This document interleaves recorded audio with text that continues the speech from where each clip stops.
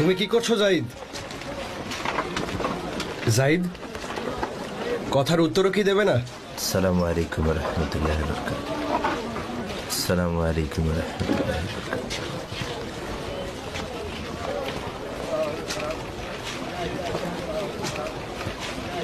কি খবর বেলাল? জাহিদ, তুমি এসব কি করছিলে বলো তো?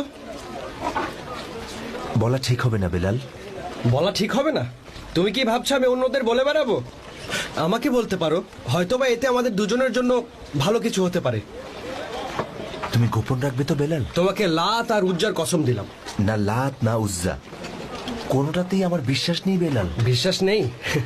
তাহলে হুবাল নয়তো মানাত বা অন্য কোনো মূর্তির উপরেই আমার বিশ্বাস নেই। আমি পুরোপুরি বদলে গেছি। নিশ্চয়ই নতুন কিছু জেনেছো, আমাকে বলো জাহিদ।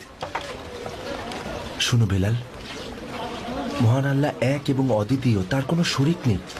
তিনি আমাদের সৃষ্টিকর্তা, ফিরে যাব তার কাছেই। আমাকে আরো কিছু বলো। প্রত্যেকেই আমরা একে অন্যের ভাই, হোক সে আরব কিংবা আরবের বাইরের কেউ, হোক সে ধনী প্রভু বা ভৃত্য, বিভেদ করা উচিত নয়। শুধুমাত্র বিবেচনা করা উচিত আল্লাহর প্রতি তাকওয়া। কথাগুলো কি তোমার কথা নাকি? কথাগুলো মুহাম্মদ বিন আব্দুল্লাহর। মানব জাতিকে সঠিক পথ আর রহমত দেখানো